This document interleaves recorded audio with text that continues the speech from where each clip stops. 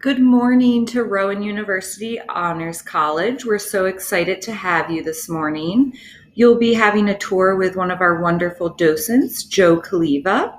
And I just wanted to let you know that if you have any questions throughout his tour, please feel free to use the chat feature in Twitch. I know you guys have already found it, so that's great.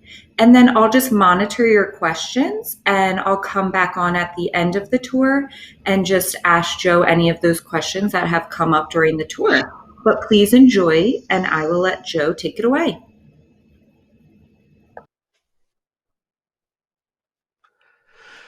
Hey, thank you so much, Colleen, and good morning, everyone, from the Rowan Honors College. And I'm thrilled to be here this morning. And before I start, I just wanted to say a quick thank you again to Colleen and to the other staff at the Barnes Foundation, in particular Pam Birmingham and Martha Blood. And thank you to all of you attending from the Rowan Honors College, Emily there who helped organize this. And I hope all of you enjoy. So let's get started. I'd like to begin today with just a brief history of the Barnes Foundation so you have some idea of what makes it different from other art museums or galleries you may have visited in the past. First, the Barnes Foundation is actually a private collection of art secured by Dr. Albert C. Barnes over about a 40-year period between 1912 and 1951. He chartered the Barnes Foundation as an educational institution in 1922, about 10 years after he started collecting. That same year, in 1922, he purchased a 12-acre arboretum in Marion, Pennsylvania, which is about 9 miles from the current location in Philadelphia, and hired an architect by the name of Paul Philippe Cray to design a residence and a gallery to hold his burgeoning art collection. This is the original building, and it was completed in 1925, about 3 years after Barnes first commissioned it. The collection was housed here for about 80 years, but in 2012, in order to better serve Dr. Barnes's educational mission, which we'll talk about more a little later, the collection was moved to its current location in Philadelphia. This new location is right down the street from the Philadelphia Museum of Art. It's right across the street from the Rodin Museum. It's just a couple blocks away from the Franklin Institute. So it's in an area now that is much more accessible to a lot more people. Also, the collection is displayed in this new location exactly as Dr. Barnes left it in the original gallery at the time of his death in 1951. And that is a very important fact for reasons which you'll learn a little later. And finally, this new building was designed by architects Todd Williams and Billy Chen.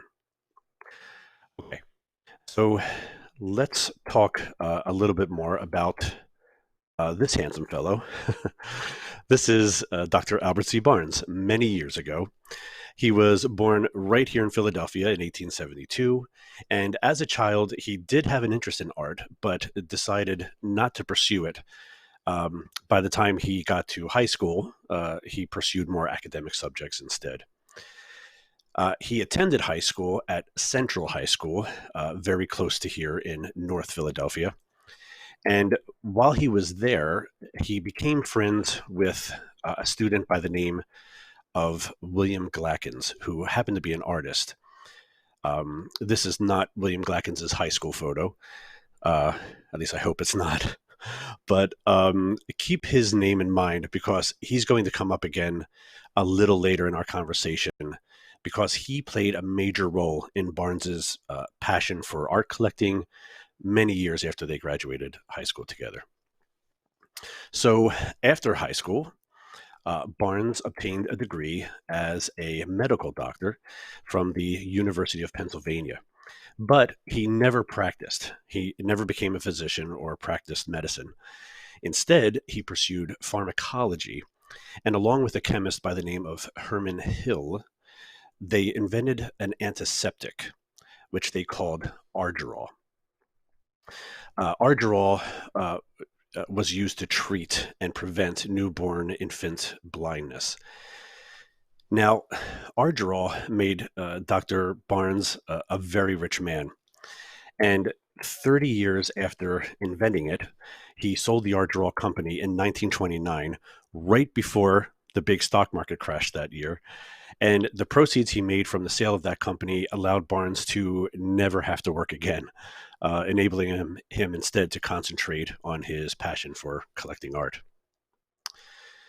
If we jump back a few years, from 1929 to 1912, that year Barnes reconnected with his old Central High School buddy, William Glackens.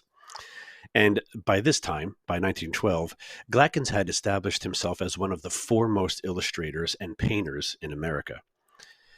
Also during that year, Barnes was becoming increasingly more interested in art, and he saw his rekindled friendship with Glackens as an opportunity.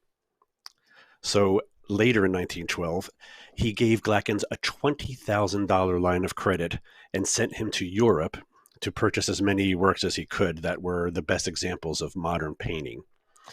So Glackens took the money, headed to Paris, and returned with 33 paintings, many of which are still on display in the collection today, including works by Renoir, Pissarro, Denis, Van Gogh, Sisley, Le Bourg, Picasso, and Paul Cézanne.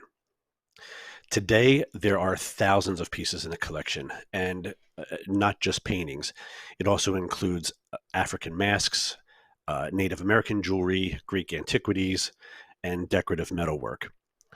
Most notably, there are 181 works by Renoir, 180 paintings by him, and one sculpture. It's the largest collection of Renoirs in the world. There are also 69 works by Paul Cézanne, 59 by Henri Matisse, and 46 by Pablo Picasso. I mention these four artists because Barnes referred to them as the four pillars of the collection. From left to right on your screen, that's Auguste Renoir, Paul Cézanne, Henri Matisse, and Pablo Picasso.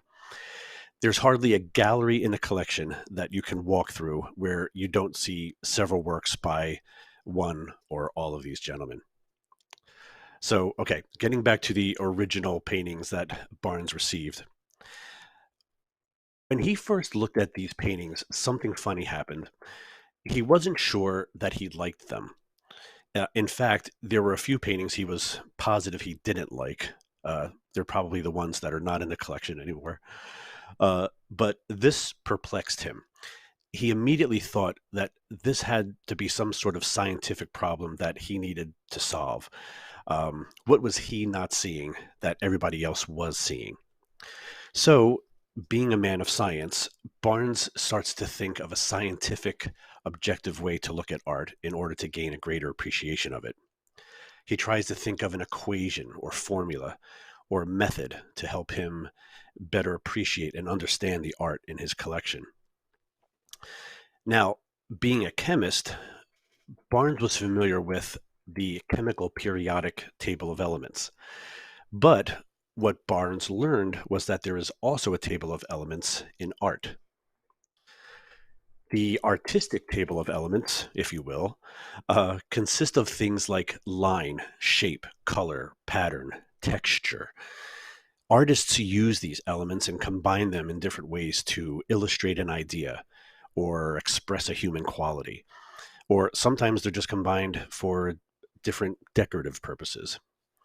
Barnes thought that by concentrating on these elements when looking at art, it could help him and other people understand and appreciate art more thoroughly. Now, Barnes decided to concentrate on what he considered to be the four main elements of art, which are these: color, light, line, and space. Dr. Barnes thought that by using these four elements, a viewer can obtain the vocabulary needed to evaluate, analyze, explore, and appreciate art. So let's see how he did it by using one of the pieces in the collection. This is a work in the collection by Pablo Picasso titled The Ascetic. It was painted in 1903 during what was called Picasso's blue period. So let's start with color. During this period, Picasso pursued themes of suffering and alienation, and the subjects of his paintings were very often the sick, the blind, the imprisoned, and other marginalized people with whom he greatly identified in the early years of his career when he was struggling himself. Blue is described by many artists as a very cool color. So, using this much of it that we see in this painting expresses a feeling, I believe, of coldness or sadness. We use the term "I'm feeling blue" when we're sad. So, I think Picasso's predominant use of blue in this painting is for obvious reasons. Let's take a look now at how he uses light in this painting. If we look at the shadows he painted, we can tell that the light comes from the man's right side, casting this large shadow on the wall behind him, and most notably, the dark shadows on his cheeks, under his cheekbones. I think Picasso placed the light where he did for a very specific reason, to further illustrate this man's frailty with those dark shadows in his hollow cheeks. Let's move on to how Picasso uses line in this painting. The lines of the man's body are drawn very long and narrow, making the figure look emaciated, with a sunken torso and extremely thin arms. Also, the way the man is seated or posed makes his arms and body form very straight vertical lines. If we look at the edge of the table where he's sitting, that forms a very straight horizontal line. This is important to recognize because artists use vertical and horizontal lines to make a subject look static, um, or still or lacking energy. Um, but I also find it interesting that Picasso uses line to paint the man's neck so thick, uh, and with these additional lines in his neck that show his musculature. Uh, I think Picasso does this to show that the man was once strong or viable, and just over time, life took its toll on him. And finally, let's look at how Picasso uses space in this painting. That shadow on the wall that I mentioned earlier illustrates that the wall is directly behind the man or figure, placing him in a very shallow space, which I feel conveys the quality of confinement or even claustrophobia. The man seems wedged between the wall and the edge of the table, maybe even trapped there. Okay, let's try this with a different set of paintings, maybe something a little happier. Um, these two paintings are both by Auguste Renoir, and both are simply titled Landscape. But the one on the left was painted in 1917, and the one on the right was painted between 1900 and 1905. Before we talk about color, light, line, and space, I think it's interesting to compare these two paintings to each other. Renoir was considered an impressionist painter, and the impressionism style was characterized by a break from the hyper-realistic traditions of the Renaissance, the Baroque, the neoclassical, and other periods before it. Um, Impressionists concentrated instead on the exploration of the effects of light on color and using freer, looser brushstrokes. These two paintings are both great examples of the Impressionist style, but looking at the painting on the left, you can see how much more impressionistic Renoir made that landscape compared to the one on the right, which he painted 15 years earlier. The interesting thing about that is that it's believed Renoir was trying to move away from Impressionism later in his career, but the brushstrokes are so much thicker in the painting on the left, and there's much less fine detail. But we can still tell we're looking at a beautiful landscape with a stream and a tree line. Okay, so let's take a closer look at Renoir's use of color in these paintings. In both of these paintings, in contrast to the Picasso we just saw, Renoir uses a much broader palette of colors. There's no one predominant color. Um, I've been a musician all my life, and in terms, I would describe the Picasso painting we saw earlier to a string quartet or a jazz band using only a few instruments. These Renoir landscapes I would describe as a symphony of colors. The use of this broad palette, in my opinion, expresses vibrance, vitality, and life, quite simply. Um, let's look at his use of light. Now, unlike the Picasso, we can't determine the direction from which the light is coming.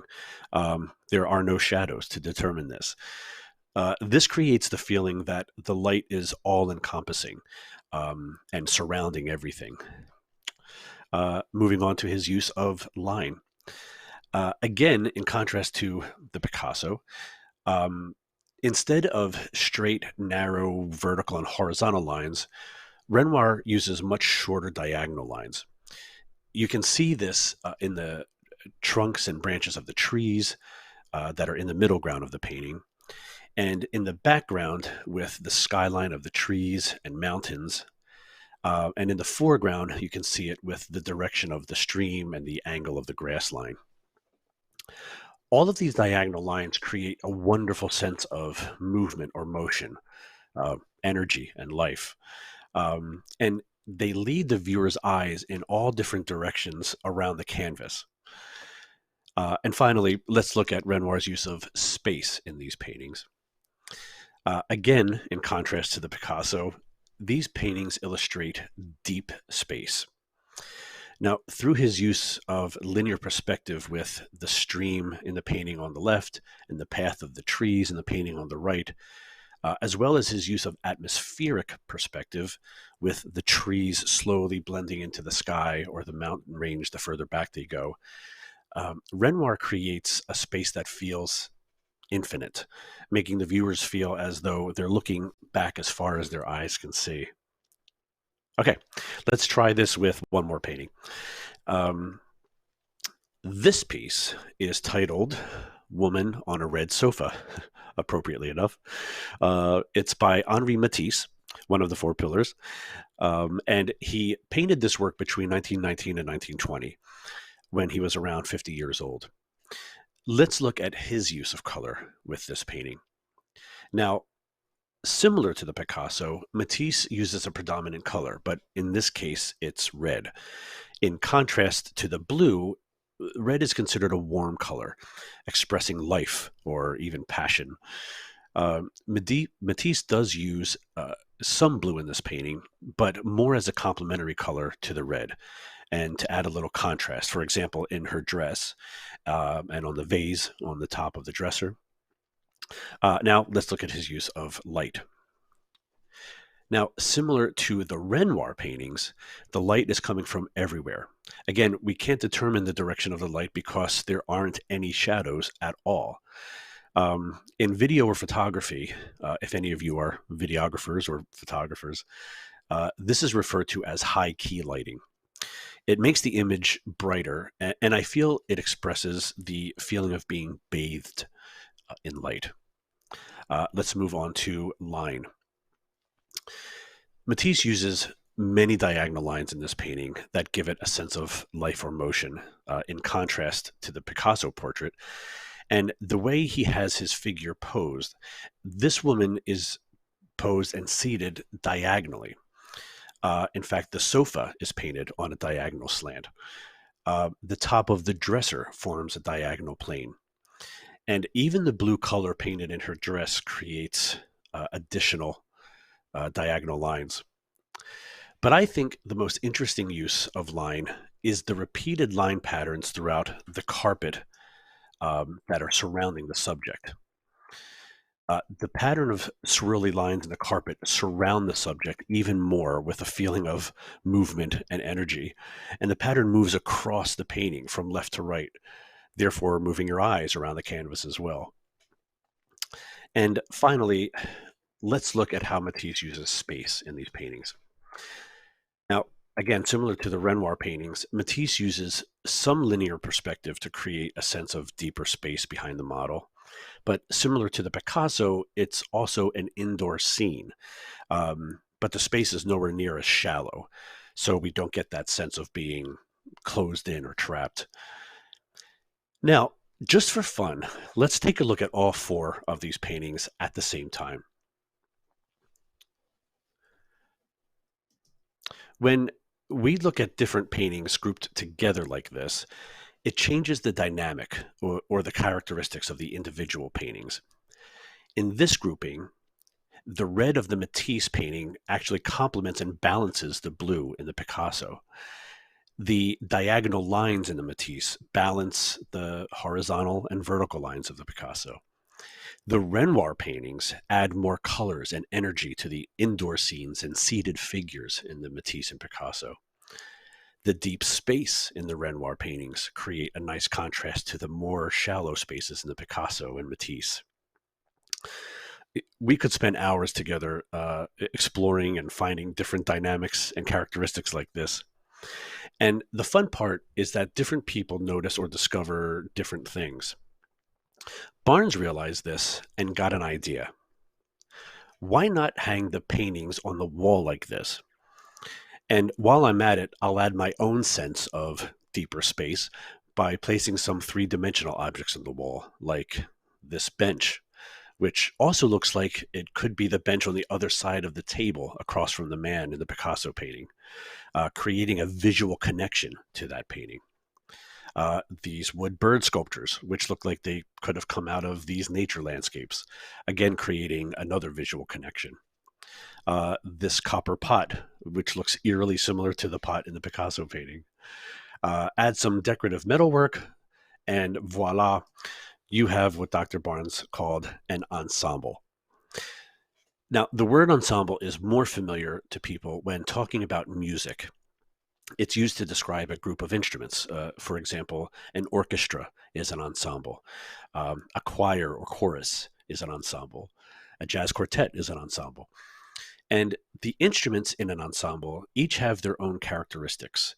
A violin, for example, is very lyrical and melodic. A trumpet is very majestic and strong. A clarinet is somber or mellow. But when you combine those instruments and maybe throw in some drums, they create harmony, which creates an entirely new dynamic or characteristic. That's exactly what Dr. Barnes is doing here, combining the individual characteristics of these pieces and creating a visual harmony. Now, some of these ensembles, like this one, are relatively small and consist of only a few pieces. We see here that this ensemble only takes up about half of one wall, with a different ensemble on the other side of the doorway. Other ensembles, however, take up an entire wall, like one of my favorites, which is in Gallery 14, right through this door. So let's head in there and check it out. Okay, as you can see, this is a much, much larger ensemble, taking up an entire wall. Similar to the last ensemble we just viewed, and similar to most of the ensembles throughout the collection, uh, this one has one large anchor painting in the center, and the rest of the pieces are symmetrically arranged around it. Uh, Before we talk more about this ensemble and wall, I think it would be interesting and fun to imagine what this wall would look like in a typical art museum or gallery. Voila. So through the magic of technology, we can see here what this wall might look like in a regular museum. One singular row of paintings hung in a straight line, a lot of negative space on the wall, information placards hung next to the paintings, and no other types of art or artisanry placed around the paintings. But let's bring back Dr. Barnes's wall to compare. At first glance, when you see all these paintings, it might seem like a disorganized mess. But when you start to look closer, you'll notice there's a beautiful symmetry and organization to the way the work is displayed. Instead of only one row of paintings, there are four, starting with the wood chairs and the wood chest on the bottom row, a row of larger canvases above that, a third row above that of smaller canvases, and a fourth row on top of metalwork. The reason for the inclusion of the metal and woodwork is that Barnes appreciated the work of artisans as much as he did artists, and believed visual connections can also be made between these pieces and the paintings. You might have also noticed that there are no information placards on or around the art. Dr. Barnes learned that when people visit a museum, they spend more time reading the information placards than they do looking at the art. So, what did he do? He got rid of them. Barnes didn't want the viewers to concentrate on who painted something or why they painted it or what they used to paint it. He wanted his viewers to view all the works in an ensemble as objects that all somehow relate to one another, and to look deeper into how an artist uses color, light, line, and space to manipulate the paint, or whatever their medium is, to create these works of art. So let's do that by looking a little more closely at the large anchor painting in the center of the wall. This painting is by a French artist named Henri Rousseau, titled Scouts Attacked by a Tiger. Not one of the happier paintings in our collection. This was painted in 1904. Rousseau was actually a self-taught artist, and he created enormous jungle scene paintings like this one by studying the plants and taxidermy animals in Paris's natural history museums. Uh, During this time, France was at the height of its colonial period, most notably with colonies in West Africa. And works like this were popular with Parisian audiences for their theatrical presentation of France's faraway, exotic, and violent territories. This was their Instagram, their cure for FOMO, or fear of missing out, for those of you who are my age and may have had to look that up.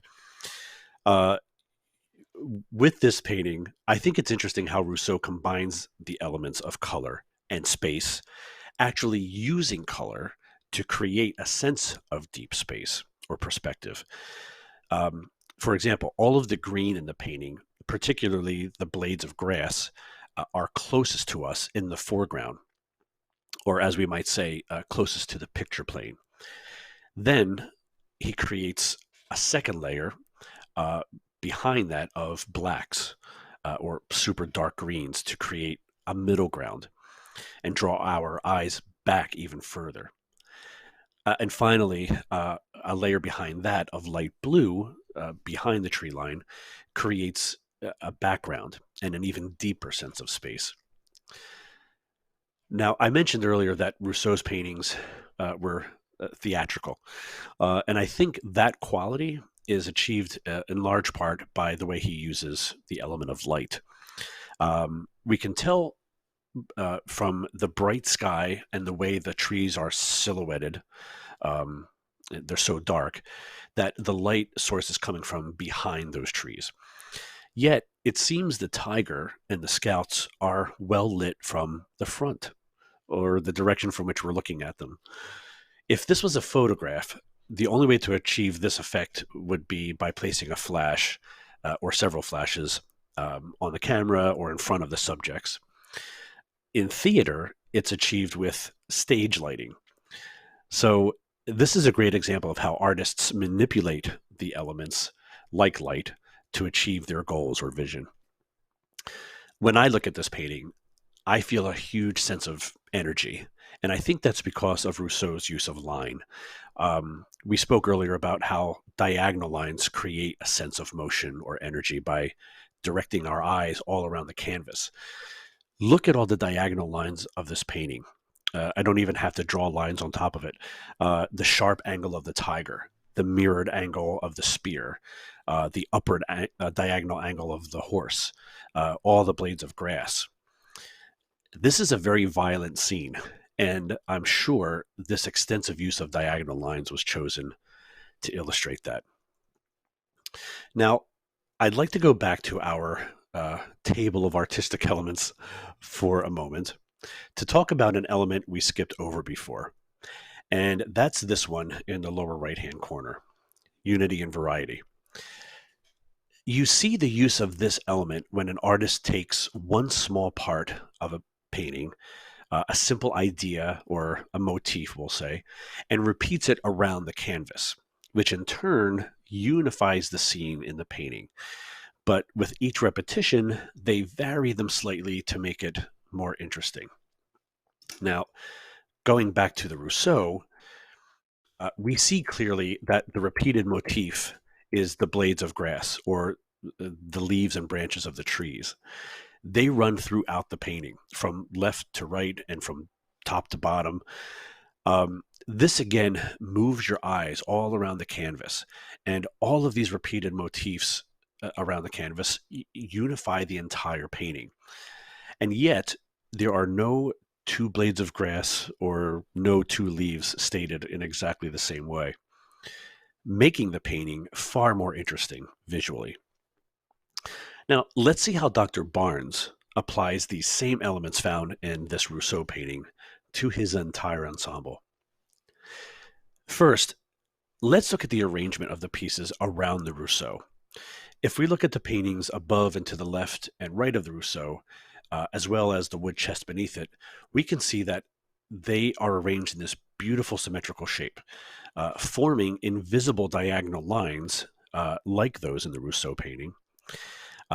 In fact, if we look at the wood chest in the topmost painting with the furthermost paintings on the left and right, they form an even larger diamond shape and longer invisible diagonal lines. If we bring back those lines showing how the objects in the ensemble are arranged in 4 rows, we see that they're not placed in straight lines, but staggered in order to create even more invisible diagonal lines, which effectively move the eyes of the viewer back and forth and up and down, left to right, across the wall and the entire ensemble. Now, I should pause here just to mention that all of these observations I'm making about this ensemble or wall and the individual pieces on it are my own. One of the most fascinating things about Dr. Barnes's method is that he didn't leave behind any manuscripts or guides explaining thought process concerning the arrangement of these pieces or ensembles. I believe that Barnes did this, as he did so many things, on purpose, so that the viewers are forced to think critically and arrive at their own conclusions or hypotheses about the pieces and their relationship to each other in the ensemble. For example, I don't know whether Dr. Barnes did this intentionally or not, but as I look around this wall, I can clearly see repetitions or variations on a motif that unify this whole ensemble, like we discussed in the Rousseau painting. Starting with this painting by Renaud, all the way on the left, one of the first things I noticed was this majestic white stallion, so beautifully expressed on the canvas. If I look right next to that to the right in this painting by Veronese, I noticed the beautiful white dove above the figures in the bottom half of the painting. Moving to the right some more, and a little bit higher, this painting by Paul Cézanne. It's very small, but you see a bird in the bird cage. I think you might be starting to get the idea of what the motif might be. Again, a little further to the right, in the Rousseau painting we already observed, the animal motif is repeated again with the horse and the tiger. To the right of that, in this painting by Courbet, the animal motif is repeated once again with these 2 lovely white doves. And finally, all the way to the right of the wall, in this painting by Renoir, we see the repetition of the motif once again, but varied even further in the small dog standing on the dock. So I believe Barnes intentionally applied the element of unity and variety to this wall, creating his own work of art. And it's not just in the paintings. If we look at the metalwork, the sculptures, the designs painted on some of the woodwork, we see even more repetitions of that animal motif. For example, in this metalwork above the Cézanne painting, this clearly looks like a bird in flight, or some have said it looks like a bat, but it is actually 2 separate pieces of metalwork, a door hinge and a key plate, cleverly placed together to form what looks like a bird. So I'm not sure how you feel, but I think it's so fun to make these discoveries um, using these techniques and this language, which Dr. Barnes helped us to learn. Um, and you can do this on all four walls in all 23 galleries in the collection. But sadly, we don't have enough time to do that today. What I would like to do right now is just take a short break from the art to tell you a little bit more about the history of Dr. Barnes, in particular, his educational mission, which I mentioned a little earlier. Around the same time that Dr. Barnes started collecting art, he became very interested in education as well, mainly as a result of following this man. This is Dr. John Dewey. Dewey was an American philosopher, psychologist, and educational reformer whose ideas were very influential in education and social reform at the time. He believed that education was fundamental to democracy and a democratic society. The two met at a seminar at Columbia University in 1917 and became close friends and collaborators spanning more than 3 decades. Barnes was so moved and inspired by Dewey's philosophy that he actually began teaching classes on art and philosophy to his workers at the Argyrol factory before he sold it. Later, after moving into the residence at the Arboretum in Marion, Pennsylvania, he expanded his educational mission to more people and began holding classes right inside the galleries. Barnes referred to his ensembles and walls in the gallery as teaching walls, using them almost like blackboards to teach his students about his philosophy of art. This focus on education is still, to this day, one of the core missions of the Barnes Foundation. Classes are still offered on many different topics in art, mostly online in light of recent circumstances. And the teaching staff and courses are all fantastic. So I encourage you to check out those classes online and at our website, barnesfoundation.org, and register for some if you're interested. Okay, now around the same time that he met Dewey, Barnes also became very interested in African art. Between 1922 and 1924, he made 5 large purchases of African art from this man, Mr. Paul Guillaume, a collector and dealer in Paris at the time. As I mentioned earlier, around this time, France was at the height of its colonial period, and many artists and art dealers took advantage of the ease of travel between France and areas like the Ivory Coast of West Africa to study the art from the native cultures there, or, as in Paul Guillaume's case, collect and sell it. Barnes took the more than 120 African works he purchased from Guillaume and arranged and displayed them in the Foundation's galleries. Barnes was one of the first people in the United States to collect and display African objects as works of art, not just ethnographic specimens. He thought of African art as an advanced art form, not a primitive one. He considered African art to be the purest expression of three-dimensional form and ranked it among the world's great art traditions. So let's take a closer look at some of the other pieces in the of African art in the collection. This is the south wall in our gallery 22. And we notice right away how Dr. Barnes made the anchor piece of this ensemble this display case containing 18 examples of African art from the Ivory Coast.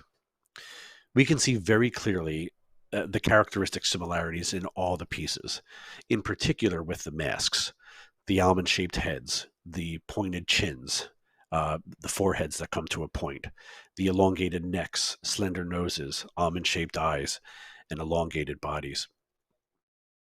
All of these characteristics were very common in the art from the West African Ivory Coast, and the artists who had the chance to study it were greatly influenced by it, as we can see in this ensemble, starting with these two paintings by Pablo Picasso. The painting on the left is titled Head of a Woman and was painted in 1907. Uh, the painting on the right, appropriately enough, is titled Head of a Man, and it was also painted in 1907. You can see how Picasso is drawing inspiration from the abstracted geometric forms of African art. Similar to the masks and sculptures we just observed in this room, the heads have almond shaped eyes, triangular noses, the foreheads peak at a sharp point. Uh, Now, another painter that was heavily influenced by African art in the early 20th century was Amedeo Modigliani. As we can see in these two portraits, he painted a few years after Picasso painted the two we just saw. The painting on the left, titled Madame Anka leaning on a chair, was painted in 1919, and the portrait on the right is titled Portrait of Jean Hébuterne and was painted in 1918. Again, we see the same characteristics as the African art: elongated heads, necks, arms, and torsos, hollow almond shaped eyes, and long, slender noses. These are quite remarkable visual connections to an artistic tradition from the African culture. In fact, Modigliani was also a sculptor early in his career, as we can see in this sculpture of a head. That's also in the Barnes collection, just not in this gallery. When we look at this sculpture, it's almost identical to the masks and sculptures of the African art in that display case. So, up to now, we've only seen galleries and ensembles on the second floor of the Barnes Foundation, and only in a couple galleries. As I mentioned earlier, there are 23 galleries. You can spend an entire day or many, many days going through these galleries and really exploring these ensembles and these pieces. Um, so, with only a few minutes left of this tour, I'd like to head down to our first floor of the Barnes Foundation so I can leave you with one final painting from the collection. We're looking right now at the north wall in Gallery 2. And I would like to end today by talking about one of the most popular and one of my most favorite paintings that we have here in the collection. This beautiful portrait by Vincent van Gogh. This was one of the original paintings Glackens brought back to Barnes from his trip to Paris in 1912. It's a portrait of a man named Joseph Rowan, who Van Gogh met when he moved to Arles, France in 1888. He actually painted 6 portraits of Rowan, but we only have the one on the left here. Van Gogh and Rowan were great friends. In truth, they were sort of drinking buddies. But Rowan was one of the only people who showed Van Gogh any genuine kindness during a time that was emotionally and financially difficult for him. In fact, it was Rowan who cared for Van Gogh during his well-documented hospital stay in nearby San Remi. Now, Van Gogh idealized Rowan. He wrote that he regarded him as both a man of the people and a sage. He wrote in a letter one time that he thought Rowan was a good soul and so wise and so full of feeling and so trustful. So it's easy to see why Van Gogh created so many portraits of this man. Now, Dr. Barnes cleverly hung this portrait at a level where you can look directly into the eyes of this gentle man and trusted friend. And when you do, you not only see Rowan through Van Gogh's eyes, you see Van Gogh himself. One of the reasons Impressionist and Post-Impressionist artists met with so much resistance is because of the belief or standard at the time that you shouldn't see the artist in the brushstrokes. The paint should be applied without any hint of the artist's process. The beauty of this painting is that you can see Van Gogh in the brushstrokes, in every single painstaking stroke, and in every color he carefully applied to the face of his dear friend. And because of this, Van Gogh didn't just paint a portrait of a man. He forever created a bond between himself and this kind spirit whom he never wanted to forget.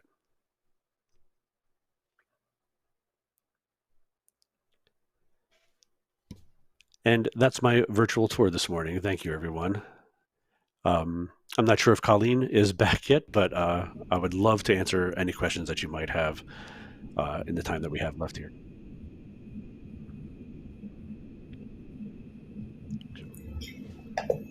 Great. Thanks so much, Joe. Thanks, Joe. So, I just want to give anyone a few minutes to ask any questions in the chat.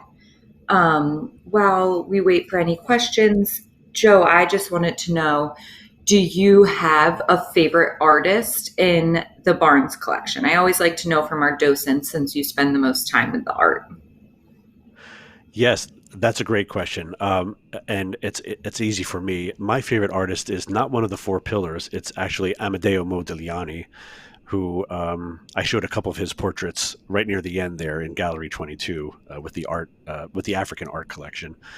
Um, um, from my very first, I was introduced to Modigliani at during my very first visit to the Barnes. I was unfamiliar with his work, and it had such an impact on me. And I'm not even sure why I kept going back to the Barnes because I was so intrigued by his art and uh, his representation of his figures and that incorporation of African art. So for me, I love the way he abstracts figures and almost kind of marries a Renaissance style of applying paint or uh, portraying the human form with that kind of like new modern application and that the distortions of adding the African influence as well. So yes, hands down, Amadeo Modigliani is my favorite.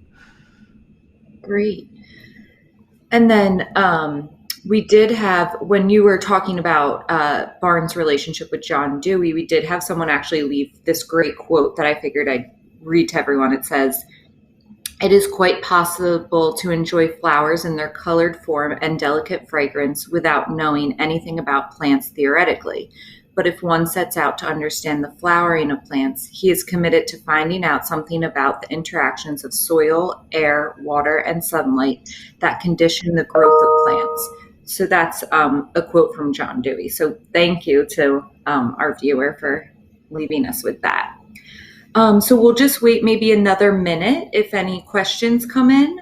But other than that, thank you so much for joining us today. Joe, thank you so much for that wonderful tour. And we hope to see everyone again and hope to see you in person at the Barnes as soon as possible. I'll second that. Colleen, thank you again for inviting me to speak today. This was so fun, and I do as well hope that all of you over at Rowan and anybody watching today gets a chance to make it over to the Barnes in person sometime soon. Um, these virtual tours are fun, but there's nothing like standing in those galleries and seeing that art all around you and seeing those incredible ensembles that Dr. Barnes assembled in person. So hope to see you all there soon.